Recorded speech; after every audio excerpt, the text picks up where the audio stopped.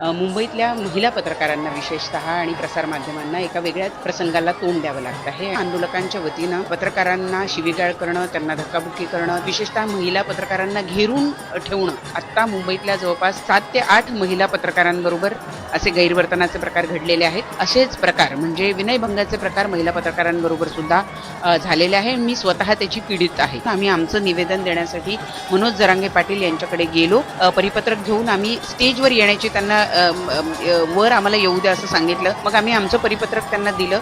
ते परिपत्रक त्यांनी 1 किंवा 2 ओळी वाचलं असेल. पूर्ण परिपत्रक त्यांनी वाचलं नाही आणि त्यावर ते आमच्यावरच चिडले आणि त्यांनी आम्हाला सांगितलं की मी आता काय बोललो, मी वेगळं काय बोललो, मी आता सगळ्या आंदोलकांना दम दिलेला आहे की असं होणार नाही. आणि जेव्हा मग महिला पत्रकार म्हणून मी त्यांना सांगितलं की मुलींना, महिला पत्रकारांना धक्काबुक्की केली जाते, त्यांचे कपडे ओढले जात आहेत, हे योग्य नाही. तर त्यावर मनोज जरांगे पाटील मला असं म्हणाले की ताई माझ्यासाठी 7-8 दिवस माझ्यासाठी म्हणून तुम्ही सहन करा. त्यावेळेला मीच त्यांना परखड उत्तर दिलं की 1 दिवस काय 1 सेकंदही आम्ही हे सहन करू शकणार नाही. महिला पत्रकारांचे कपडे ओढणं हे कदापि सहन केलं जाणार नाही.